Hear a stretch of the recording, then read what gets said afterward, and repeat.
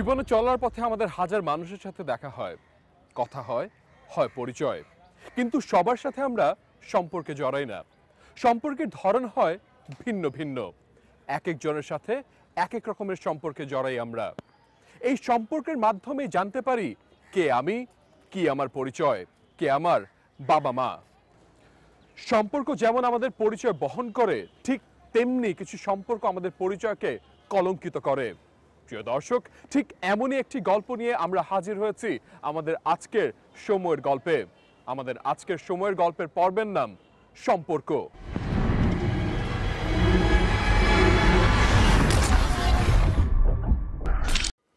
আপনার ছেলের বয়স আনুমানিক কত হবে? 8 বছর। আচ্ছা, ও কিভাবে কিডন্যাপ হয়েছে এ ব্যাপারে কিছু বলতে পারেন? হ্যাঁ, আমি প্রতিদিনের মতো ওকে স্কুল থেকে আনতে যাই। স্কুলে যাওয়ার পরে শুনি ও তার এক মামার সঙ্গে বাসায় চলে এসছে।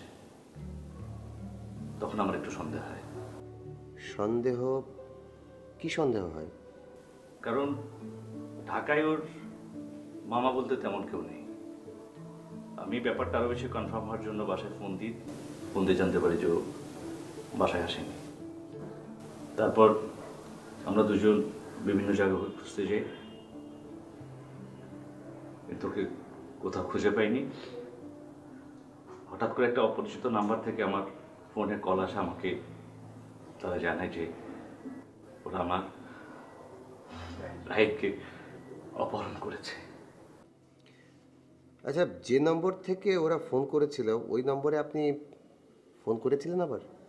তার পরদিন আমি আবার সেই নাম্বারে ফোন করি, কিন্তু ফোনটা বন্ধ। আবার কিছুক্ষণ পর সেই নাম্বার থেকে আমার কাছে ফোন আসে এবং আমার কাছ থেকে 10 লক্ষ টাকা মুক্তিপণ দাবি করে। আমাকে বলে যে এই টাকা আমার জন্য কিছু না। আর দুজন আমার সঙ্গে কথা বলছিল সেদিন। তার মানে দুদিন দুজন আপনার সাথে ফোনে কথা বলেছিল। আচ্ছা, মুক্তিপণের টাকা কোথায় দিতে হবে এই ব্যাপারে কিছু বলেছে বা অন্য কিছু? না, সেই ধরনের কিছু বলেনি, কিন্তু আমাকে বলেছিল যে পরে জানাবে। তারপর থেকেই ফোন বন্ধ। আচ্ছা, আপনার ক্ষতি করতে পারে বা আপনার এরকম কোনো শত্রু আছে? আমাদের জানার মতে তেমন কোনো শত্রু নেই। ইন্টারেস্টিং। আচ্ছা, এক কাজ করুন, আপনি আপনার ছেলের একটা ছবি আমাদেরকে দিন, আর আমরা তদন্ত করে দেখছি। যদি ওরা আবার ফোন করে সাথে সাথে আমাদেরকে জানাবেন, আর আমরা খুঁজে দেখি কোনো ক্লু পেলে আমরা আপনাদের সাথে যোগাযোগ করব। ঠিক আছে?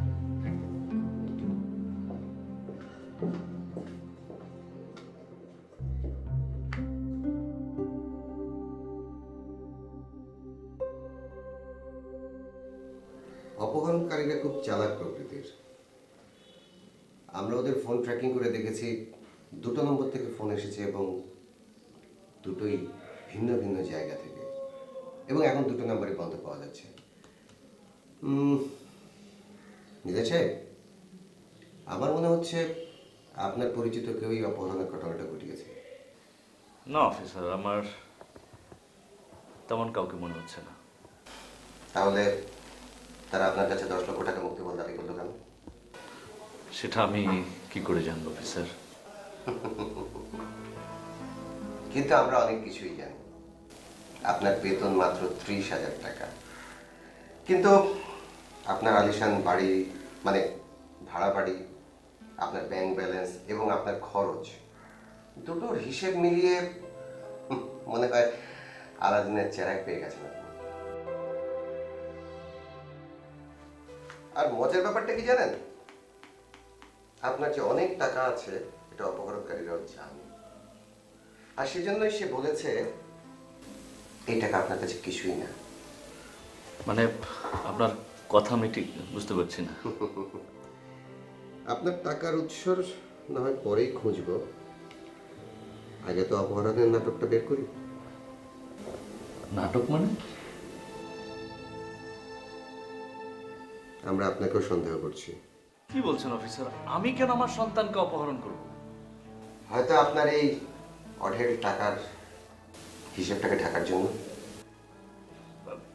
এটা ঠিক, আমি হয়তো আনফেয়ার হয়তো ইনকাম করছি, কিন্তু সেটাকে ঢাকার জন্য আমি আমার সন্তানকে অপহরণ করব কোনোদিনও সম্ভব নয় অফিসার।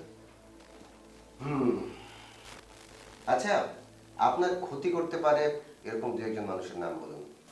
সেরকম কাউকে আমার সন্দেহ হচ্ছে না অফিসার। তবে তবে মানে দেখুন, যা জানেন সব বলুন। আপনার একটি তথ্যের উপর নির্ভর করছে আপনার ছেলের মুক্তিপণ।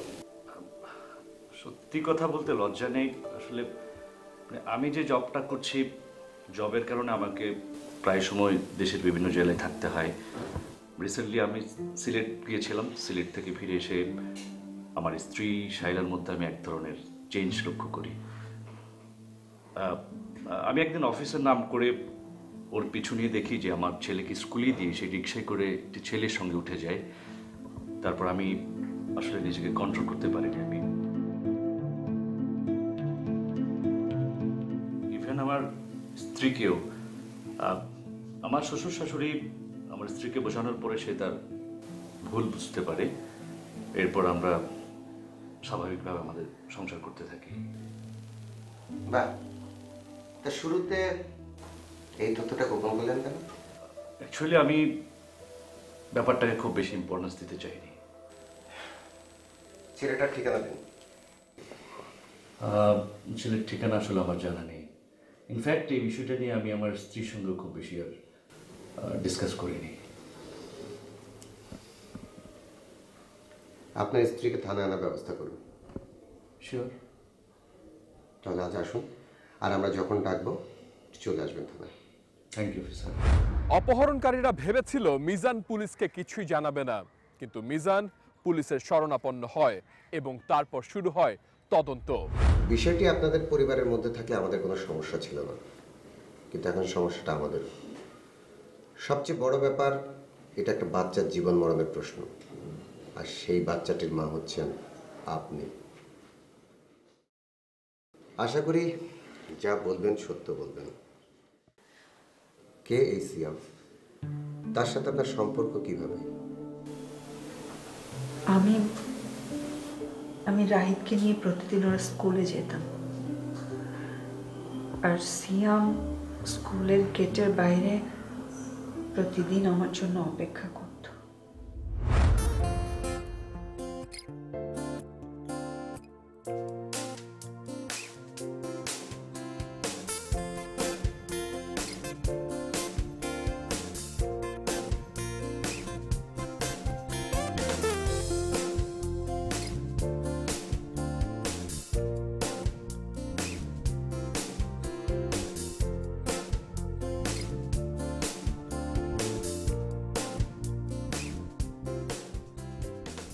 High, high.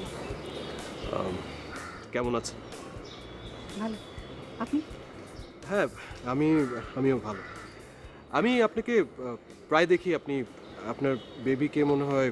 হ্যাঁ, আমার বেবি। ওকে, নাইস নাইস। আপনি কার জন্য আসেন? আমার ভাতিজি পড়ে, আমি সকালবেলা ওকে ড্রপ করে যাই। ও আচ্ছা আচ্ছা, আপনার বড় ভাইয়ের মেয়ে। Right right. আচ্ছা, আচ্ছা। ইফ ইউ ডোন্ট মাইন্ড, আমি কি আপনার সাথে একটু দুটো কথা বলতে পারি? ও হ্যাঁ, নিশ্চয়ই, বলুন।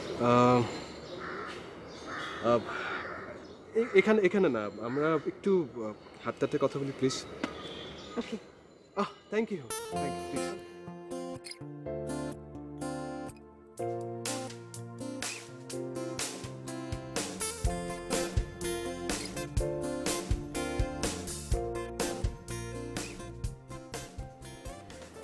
আচ্ছা, এতদিন হয়ে গেল তোমার ভাতিজিকে কিন্তু আমাকে দেখালা না। বলবো, তার আগে তুমি আমাকে আমার একটা প্রশ্নের উত্তর দেবে। তোমার সব প্রশ্নের উত্তর দিতে আমি প্রস্তুত, বলো। তুমি তোমার স্বামীর সাথে হ্যাপি? তোমার সংসার নিয়ে হ্যাপি? এটা কি ধরনের কোয়েশ্চেন? আমার প্রশ্নের উত্তর কিন্তু আমি এখনো পাইনি। হ্যাঁ, অবভিয়াসলি হ্যাপি। কিন্তু তোমার চোখ তো তা বলছে না, তোমার এই মুখ তা বলছে না।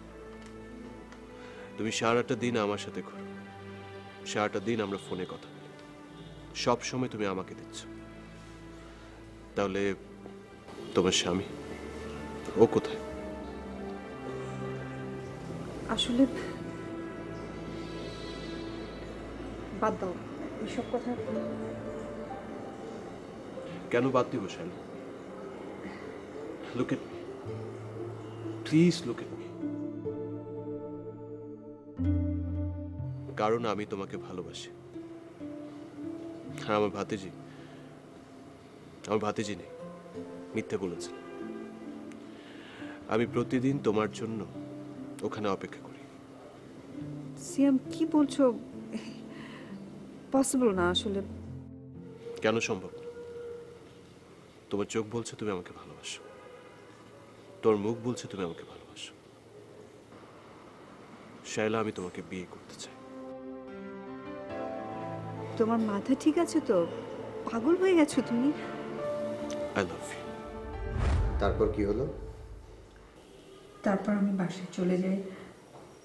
আমি বাসায় যাওয়ার পরে ওর নাম্বার থেকে আমাকে অনেক ফোন কল করতে থাকে, বাট আমি ফোন রিসিভ করি না। কিন্তু ও সেই আগের মতোই স্কুলের সামনে ওয়েট করতে থাকে প্রতিদিন। আমি ওর প্রতি একটু দুর্বল ছিলাম, তাই আমি আর ওকে অ্যাভয়েড করতে পারিনি।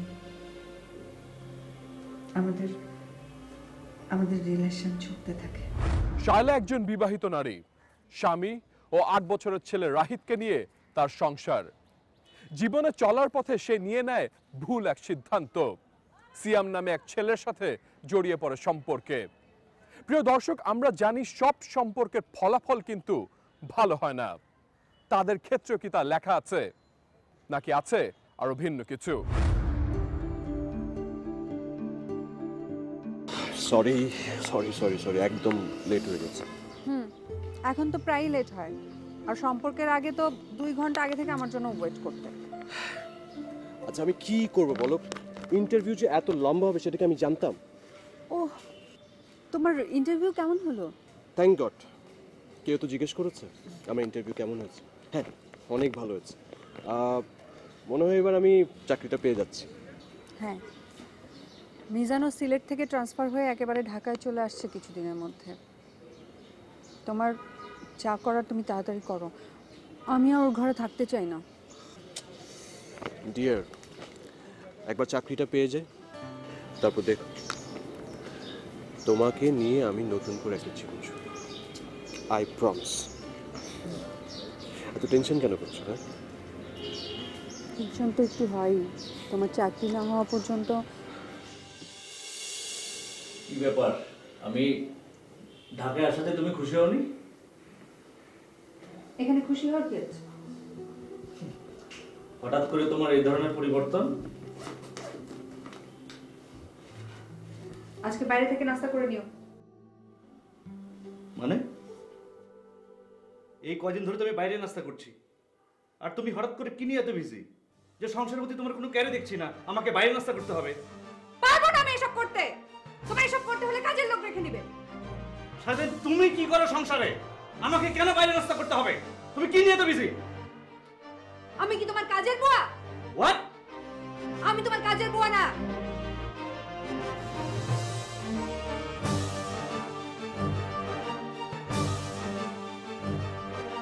আমি তোমার কাজের বুয়া না।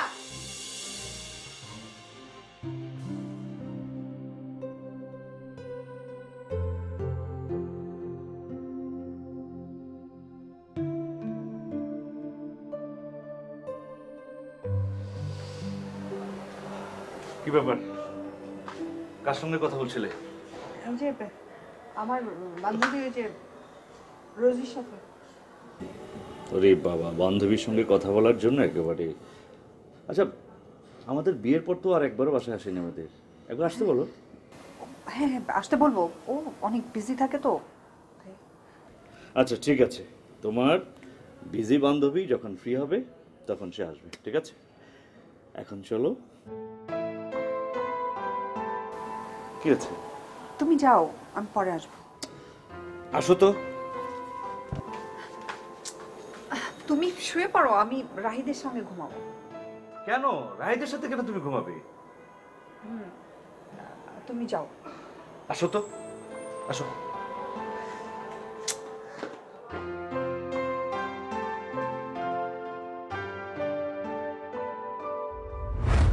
চুপ করুন, এসব কান্নাকাটি গিয়া বাসায় করুন।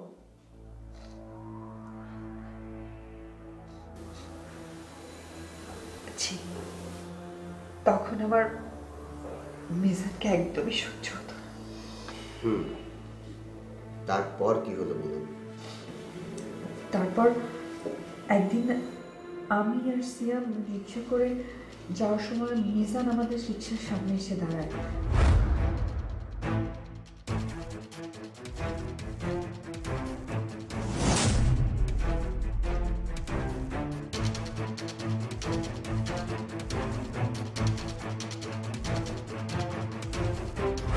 আমি আমার ভুল বুঝতে পারি, আর তারপর থেকে আমি আর সিয়ামের সঙ্গে যোগাযোগ করিনি। ঠিক আছে, মানলাম আপনি সিয়ামের সাথে আর যোগাযোগ করেননি, কিন্তু সিয়ামও কি আপনার সাথে কোনো যোগাযোগ করেনি? না, মিজান হয়তো সিয়ামকেও বুঝিয়েছে, আর সেও তার ভুল বুঝতে পেরেছে, তাই সিয়ামও আমার সঙ্গে আর যোগাযোগ করেনি। আপনি কোনো কিছু লুকোচ্ছেন না তো? না, আমি কোনো কিছু লুকাইনি, সত্যি কথাই বলেছি। ঠিক আছে, আপনি এখন আসুন। আর হ্যাঁ, যখন দরকার হবে ডাকা মাত্র এখানে চলে আসবেন। আসুন।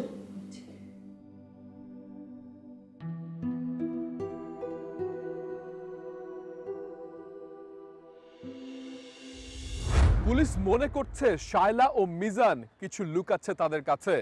মিজানকে ডেকে এনে জিজ্ঞাসাবাদ করলেই বের হয়ে আসে সব তথ্য। তারপর মিজান সাহেব কেমন আছেন?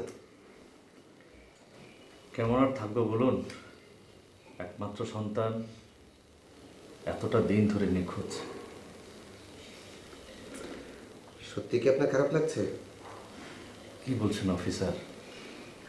সন্তানের জন্য আমার খারাপ লাগবে না? সময়টা সত্যি বড় অদ্ভুত। বাবা মা সন্তান সবাই কেমন যেন একেবারে মমতাহীন হয়ে যাচ্ছে। আপনার কথাটা ঠিক বুঝতে পারছেন না অফিসার। আর আমার সন্তানের কি কোনো সন্ধান পেয়েছেন? আমার কথা আপনার বোঝার কথাও নয়। এখনো পাইনি, তবে খুব শীঘ্রই আপনার ছেলে এবং অপহরণকারী আমাদের হাতে আসবে। কিভাবে? সেটা না হয় লাইভ দেখবেন, কিন্তু তার আগে আপনি সত্য করে বলুন আপনার সাথে আপনার স্ত্রী এবং সিয়ামের কি ঘটেছিল। অফিসার, আমি যা কিছু বলেছি এর বাইরে আর কিছুই নেই। আপনি মিথ্যে বলছেন। আপনার স্ত্রী এবং সিয়ামের মধ্যে যা ঘটেছে তা এত সহজে ছেড়ে দেওয়ার মতো মানুষ আপনি নন। আমাদের এত সময় খুব কম, যা বলার তাড়াতাড়ি বলুন। আমি আমার স্ত্রীর পরকীয়ার বিষয়টা জানার পর আমি বিষয়টাকে আসলে নর্মালি অ্যাকসেপ্ট করতে পারিনি অফিসার।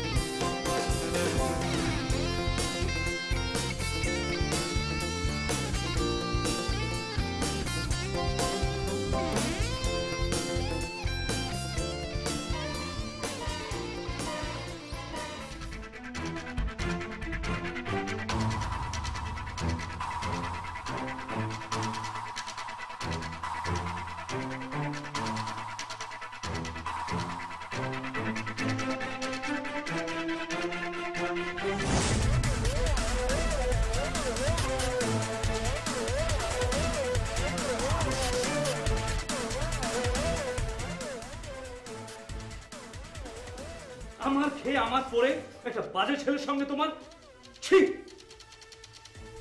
আমি তোমাকে ডিভোর্স দেব। আমি তোমার মা বাবাকে আসতে বলছি, আমি বাকি কথা তাদের সঙ্গে বলবো। আর ওই কালপিটে কিভাবে চাকরি পায় সেটা আমি দেখে নিব। তারপর কি সমাধান হলো? তারপর আমার শ্বশুর শাশুড়ি আমার বাসায় আসে, আমার স্ত্রীকে বুঝায় আমার কাছে শেষ একবারের মতো সুযোগ চাই। সাইলো আমার কাছে ক্ষমা চাই, আর আমি আমার সন্তানের কথা ভেবে সব কিছু মেনে নিয়েছি। তারপর থেকে আমাদের আবার নর্মালি সংসার চলতে থাকে, কিন্তু হঠাৎ করে কিছুই স্বাভাবিকভাবে চলেনি মিজান সাহেব। আপনার স্ত্রী পুনরায় সিয়ামের সাথে পরকীয়া সম্পর্কে জড়িয়ে পড়ে এবং আমাদের ধারণা এই অপহরণের ঘটনায় সিয়াম জড়িত। কি বলছেন অফিসার? যা বলছি ঠিকই বলছি। স্যার আসবো? আসুন। আপনাকে আনন্দিত দেখাচ্ছে, কি ব্যাপার? হ্যাঁ স্যার, মেয়েটিকে ধরতে আমরা সক্ষম হয়েছি। Good, very good. তাহলে তাকে এখানে নিয়ে আসুন। জি স্যার।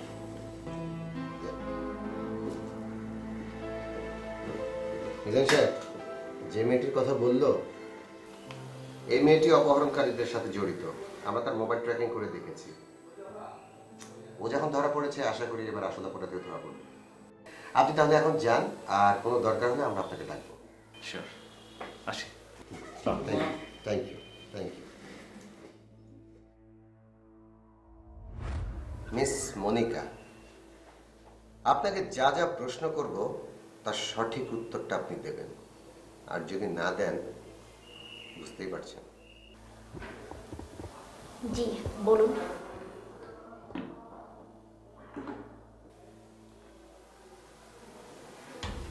এই নম্বরটি চেনেন?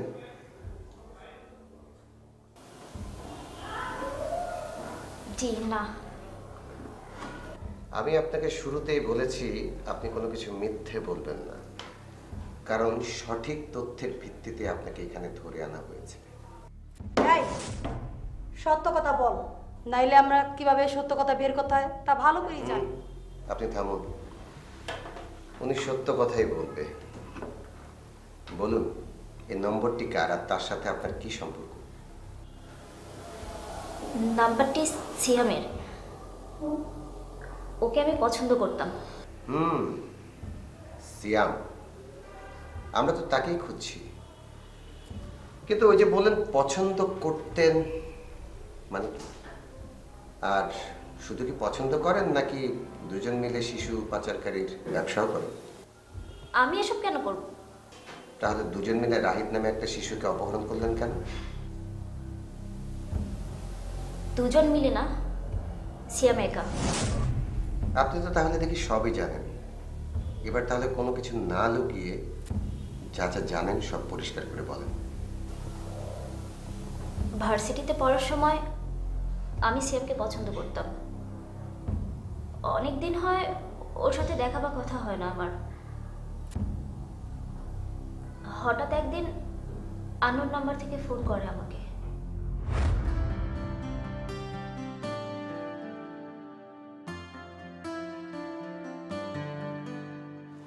কতদিন পর তোমার সাথে দেখা? হ্যাঁ, অনেক দিন তো হলো। তুমি কি কোনো বিষয় নিয়ে টেনশনে আছো? আর তোমার ওই আগের নাম্বারটা কোথায়? না, টেনশনে না, একটু ঝামেলা। নাম্বার আছে, নাম্বার আছে। আচ্ছা, ওই তোমাকে ডেকেছি একটা কথা বলার জন্য। হ্যাঁ বলো। ওই তোমাদের মিরপুরে যে বাসাটা আছে না, ওটা আমার একটু 1 মাসের জন্য দরকার। কেন বলো তো? কেন? আমার একজন ভাতিজা গ্রাম থেকে আসবে এখানে চিকিৎসা করানোর জন্য আর কি। তুমি তো জানো যে আমি মেসের মধ্যে থাকি, ওখানে অনেক রকম ঝামেলা, ওকে নিয়ে আর ওখানে কীভাবে থাকি। তাই ভাবছিলাম যে মিরপুরে বাসাটা যদি খালি থাকে তাহলে আমি 1 মাসের জন্য ভাড়া নিব।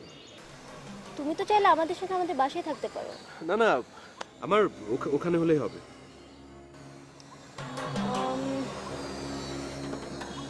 একটা বাসা খালি আছে বোধহয়।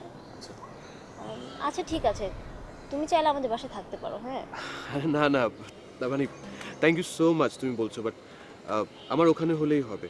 আর শোনো, তোমাদের ওই বাসার যে ম্যানেজার বা কেয়ারটেকার আছে, আমাকে একটু ওদের সাথে পরিচয় করে দিও, ঠিক আছে? আচ্ছা ঠিক আছে। Thank you.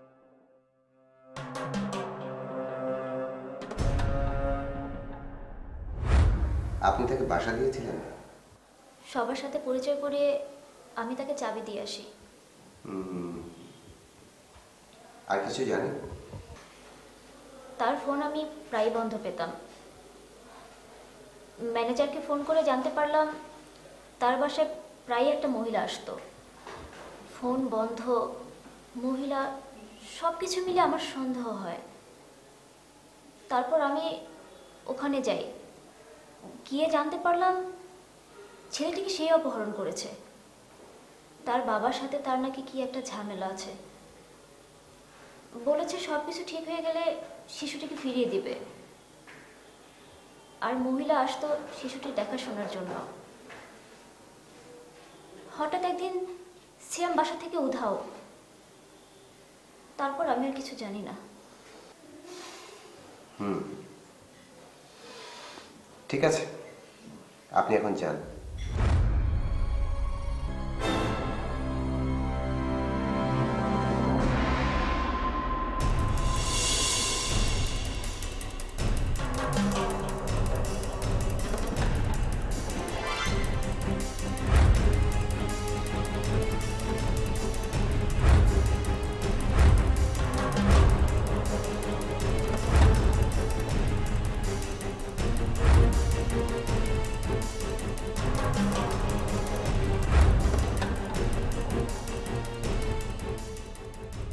সব তথ্য ও পুলিশের ধারণা মতে সিয়াম এই অপহরণের সাথে জড়িত।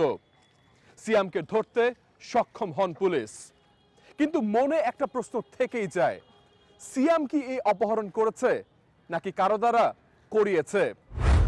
পুলিশের ধারণা রাহিদের মায়ের সাথে এখনো সিয়ামের সম্পর্ক আছে। তাহলে কি এই অপহরণের সাথে তার মা জড়িত? দর্শক, চলুন পরবর্তী ঘটনা কি ঘটে দেখে নেওয়া যাক।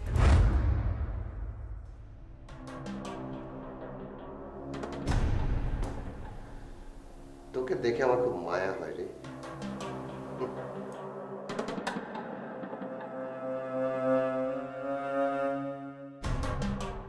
তুই শায়লার সাথে প্রতারণা কেন করলি? কেন তার সন্তানকে কিডন্যাপ করলি? আমি শায়লার সাথে প্রতারণা করিনি, ও আমার সাথে প্রতারণা করেছে। কি? ঠিক বুঝলাম না, একটু বুঝিয়ে বলতো। আমি শায়লাকে বিয়ে করবো বলে তার সাথে সম্পর্কটা করি।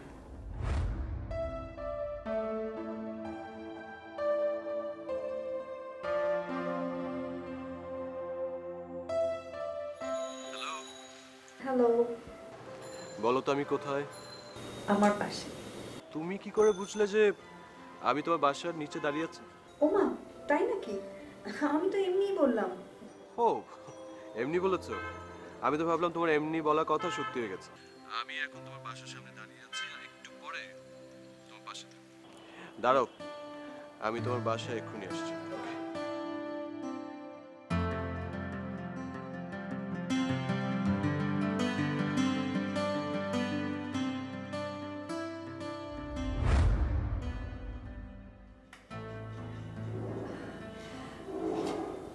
বাহ,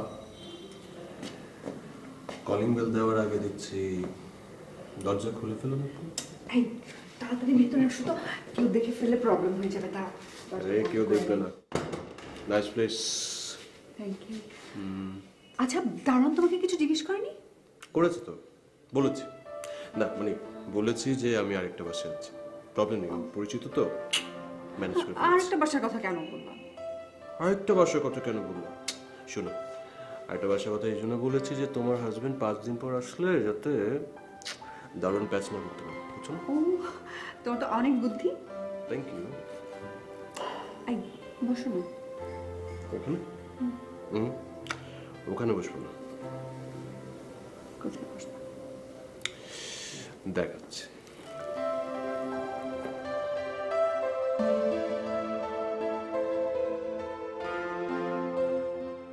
কি করো বাবা?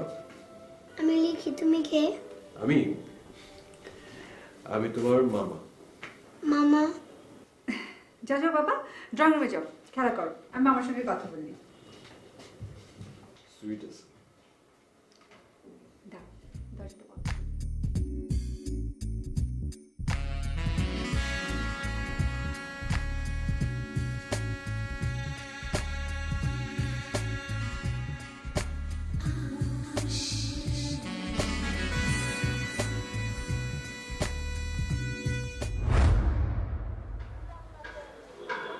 আমি তো তোমার মধ্যে কোনো সিরিয়াসনেসই দেখতে পাচ্ছি না। হোয়াট? আমি সিরিয়াস না। কি বলছো এটা তুমি? আচ্ছা, আমি যদি এখন তোমাকে বিয়ে করি তাহলে তোমাকে রাখবো কোথায়, খাওয়াবো কি? এই কথাটা তোমার আগে মনে ছিল না? এখন আমাকে কেন এসব শোনাচ্ছ? আমি কিচ্ছু শুনতে চাই না। ফাইন ফাইন, তাহলে তুমি যেখানে ছিলে সেখানে থাকো। সেখানে থাকবো মানে? কি বলতে চাও তুমি? আম সরি, আমি আসলে আমার মাথা কাজ করছে না। আম ভেরি সরি। সিয়াম, আমি কিছুদিন ধরে তোমাকে একটা কথা বলবো বলবো বলে আর বলা হচ্ছে না। আমি প্রেগন্যান্ট। হোয়াট? আমি তুমি তুমি তুমি শিওর?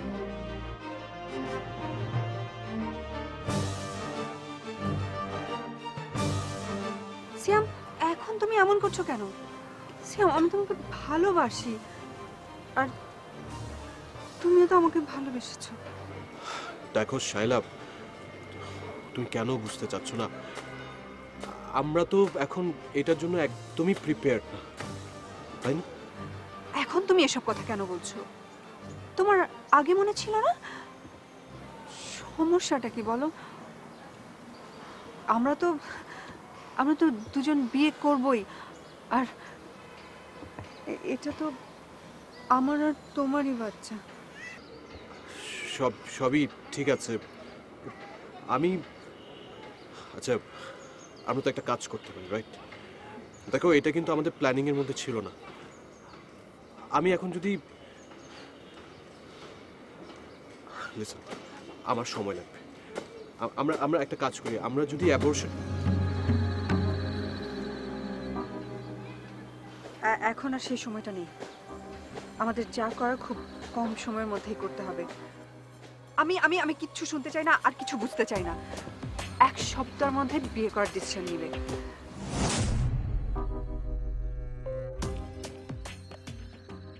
এভাবে ফোর্স করে আমাকে বিয়ে করতে বাধ্য করবে তুমি? আমিও দেখে নেব। শায়লা ও সিয়ামের প্রেমের সম্পর্ক একটি পরকীয়া সম্পর্ক। শায়লা সিয়ামকে বারবার চাপ দিয়ে যাচ্ছিল বিয়ের জন্য, কারণ শায়লা অন্তঃসত্ত্বা। কিন্তু সিয়াম মনে করছিল শায়লা তাকে ফাঁসানোর জন্য এই ফাঁদটি পেতেছে। তাই সিয়ামের মনে ক্ষোভের জন্ম নেয়, কারণ তারা যে সম্পর্কে আসক্ত হয়ে গিয়েছিল তা একটি ভুল ও অনৈতিক সম্পর্ক, যে সম্পর্ক তাদের জন্য শুধু ধ্বংস ডেকে আনবে। কি ভাবছো? রাইট। আমরা রাইটকে অপহরণ করব, তারপর তোমার স্বামীর কাছ থেকে আমি ওর কাছ থেকে টাকা আদায় করব।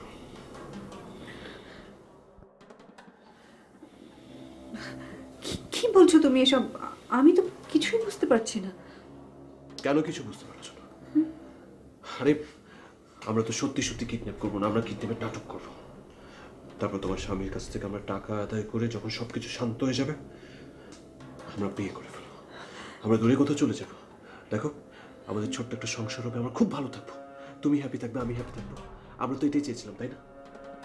কিন্তু শেষ পর্যন্ত নিজের ছেলেকে পারতে হবে তোমার। আমরা তো জাস্ট নাটক করছি, ওর কিচ্ছু হবে না। আর তোমার ছেলে তো আমার ছেলে। এও কি সম্ভব? নিজের সন্তানকে অপহরণের নাটক! ছি, তোরা পারিসও। অফিসারের ছাড়া আমার আর কোনো পথ ছিল না। তুই তো শালাকে বিয়ে করতিস না, তাহলে অপহরণের নাটক কেন? ইয়েস, শায়লাকে বিয়ে করতাম না, কিন্তু ওই মিশা আমার স্বপ্নের চাকরিটা আমার হতে দেয়নি। আর এই চাকরির জন্য আমি যত টাকা মানুষকে ঘুষ দিয়েছি সেটা আমি হারিয়েছি, পথে বসে গিয়েছিলাম, আমি একদম বেকার হয়ে পড়েছিলাম, আর কিছুই করার ছিল না। আর তাই ওই অপহরণের নাটক। হ্যাঁ,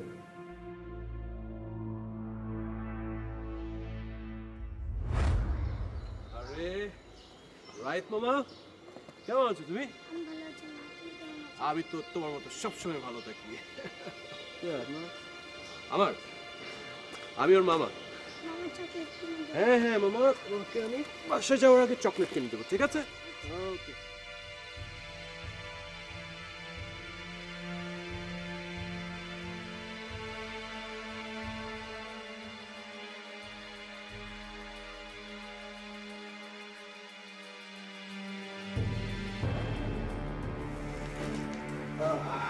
মামা এটা কার বাসা? মামা, এটা আমার বাসা, আমি এখানে থাকি। তুমি এদিকে থাকো? আর এখন থেকে তুমিও এখানে থাকো, বুঝছো? না, আমি আব্বু আম্মু ছাড়া এদিকে থাকবো না। আরে তোমার আব্বু আম্মু তো আসতেছে এখানে, বুঝছো? তাহলে আমি এদিকে থাকবো। আচ্ছা শুনো, এটা না, তুমি এখানে বসো, আর আমি তোমার জন্য অনেকগুলো চকলেট নিয়ে আসি, ঠিক আছে? কোথাও যাবে না।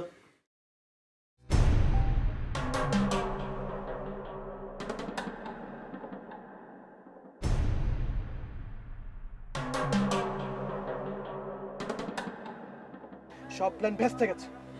আমি তো আগেই বলেছিলাম এসব আমাদের দিয়ে হবে না।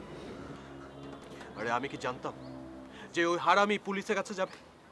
লাভ করে না, তোমার ছেলেকে তোমার হাজবেন্ড লাভ করে না, একদমই করে না। তোমার পায়ে ধরি, আমার ছেলেকে কিছু করো না। আরে আরে তুমি কাঁদছো কেন? দেখো, এইভাবে কান্নাকাটি করলে কিছুই হবে না। আমাকে আমাকে কোনো একটা ব্যবস্থা করতে হবে, ওকে? আমি একটু চিন্তা করি। আমি যাব আমার ছেলের কাছে। তোমার মাথা খারাপ হয়েছে? তুমি তুমি এখন যাবে? তুমি যদি ওখানে যাও উল্টাপাল্টা কিছু হয় তাহলে আমি ধরা খেয়ে যাব। দেখো, আমাদের এখন প্রত্যেকটা স্টেপ খুব সাবধানে নিতে হবে, ওকে? তুমি যাও, আমি বেশিক্ষণ বাইরে থাকলে একদম ধরা পড়ে যাওয়ার চান্স আছে। দেখো, আমি দেখছি, একদম কান্নাকাটি করবে না, ভেঙে পড়বে না। তুমি ভেঙে পড়লে সবাই আমাদের উপরই সন্দেহ করবে।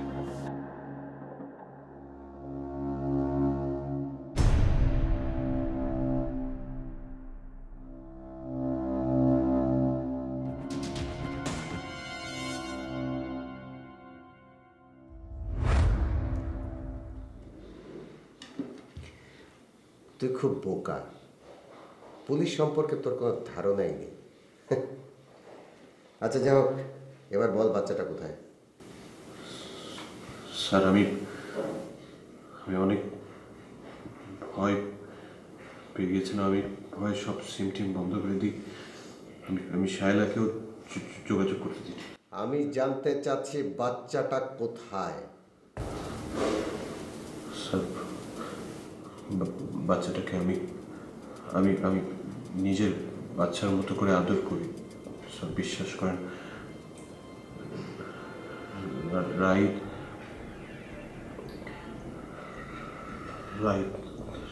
নেই। হোয়াট? নেই মানে? অতিরিক্ত ঘুমের ওষুধের কারণে।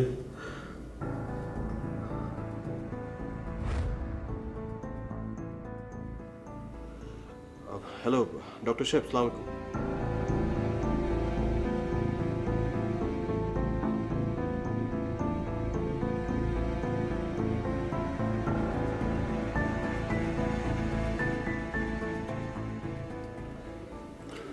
ডক্টর, কি অবস্থা? বাচ্চা আপনার কি হয়? আমার ভাইয়ের ছিল। ওর বাবা মা কোথায়? ওর আব্বু আম্মু তো একটু গ্রামের বাড়িতে গেছে একটা কাজে, একটু পরেই ফিরবে। আচ্ছা, ওর বাবা মাকে একটু দ্রুত ঢাকায় আনার ব্যবস্থা করে নেয়। ওর অবস্থা আসলে খুব একটা ভালো না, দ্রুত হসপিটালাইজ করতে পারলে ভালো। আমি আপাতত ওষুধ লিখে দিচ্ছি, জি। এটা এনে দ্রুত খাইয়ে দেবেন, আর যত দ্রুত সম্ভব হাসপাতালে ভর্তি করার ব্যবস্থা করেন, ওকে?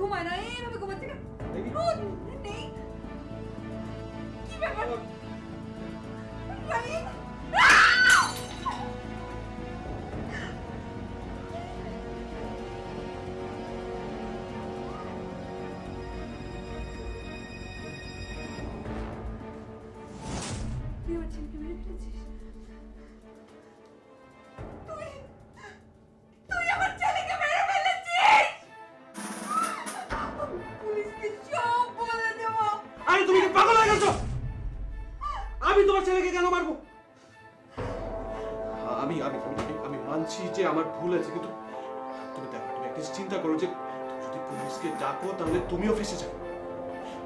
তোমার যে নতুন বাচ্চাটা আসবে পৃথিবীতে, তার জীবনের কথা ভেবেছো? ওর জীবন অন্ধকার হয়েছে। তুমি ওর শালা ইচ্ছে করছে তোকে মেরে কুচি কুচি করে কেটে কুকুর দিয়ে খাওয়াই। তুই মানুষ না, তুই একটা জানোয়ার। তাই করে আমার হাতে একটা নিষ্পাপ বাচ্চার খুন হয়েছে। তোকে আর ওই বাচ্চার মা নামের কলঙ্কিত নারীটাকে বিচারের মুখোমুখি আমি করবই, কিন্তু তার আগে বল, বাচ্চার লাশটা কোথায় পুঁতেছিস? শায়লা অজ্ঞান হয়ে যাওয়ার পর আমি লাশ ওখান থেকে সরিয়ে ফেলি। শায়লাকে বাসায় নিয়ে এসে আমি জঙ্গলে গিয়ে রায়দের লাশ পুঁতে ফেলেছি।